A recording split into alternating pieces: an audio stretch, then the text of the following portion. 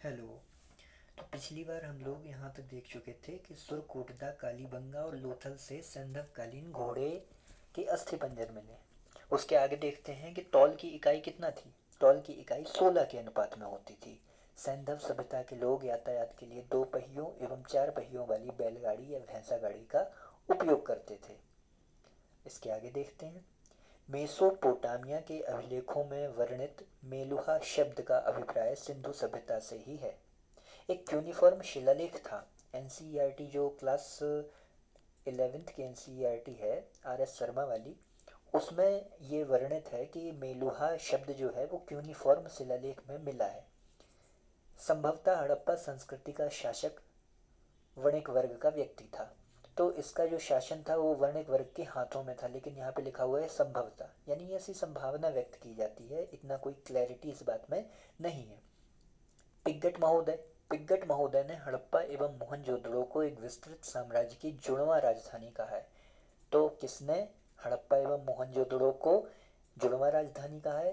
पिग्गट महोदय ने। सिंधु सभ्यता के लोग धरती को उर्वरता की देवी मानकर उसकी पूजा किया करते थे। यानी धरती की पूजा का प्रचलन हड़प्पा काल में मौजूद था। धरती की पूजा, वृक्ष पूजा, शिव पूजा, इसके प्रचलन के साक्ष्य भी सिंधु सभ्यता में मिलते हैं। स्वास्तिक चिन्ह को भी हड़प्पा सभ्यता की ही देन माना जाता है। इस चिन्ह से सूर्योपासना का अनुमान मिलता है। लगाया जाता है यह अनुमान कि जो सूर्योपासना होती थी वो स्वास्तिक चिन्ह पर आधारित होती थी। सिंधु घाटी के नगरों में किसी भी मंदिर के अवशेष नहीं मिले हैं। ये इंपॉर्टेंट फैक्ट है। ऐसा एक फैक्ट 2016 के यूपीएससी के पेपर में आया था। यूपीएससी 2016 में यहीं से एक स्टेटमेंट था कि हड़प्पा कालीन लोगों के बड़े मंदिर और पूजा घर होते थे। तो वो स्टेटमेंट गलत हो गया था और उससे से आपका उत्तर सही निकल जाता। सिंधु सभ्यता में मातृ देवी की उपासना सर्वाधिक प्रचलित थी। क्योंकि मातृ देवी के वहाँ पे चित्र मिले हैं। मातृ देवी की एक लोहंद नाला से मातृ देवी की वो मिली है, प्रतिमा। और एक मातृ देवी की प्रतिमा आपकी मोहनजोदड़ो से मिली है। ठीक, तो इससे ये पता चलता है कि वहाँ पे मातृ देवी की उपासना होती थी। पशुओं में कुवड़ वाला सांड इस सभ्यता के लोगों के लिए विशेष पूजनीय था।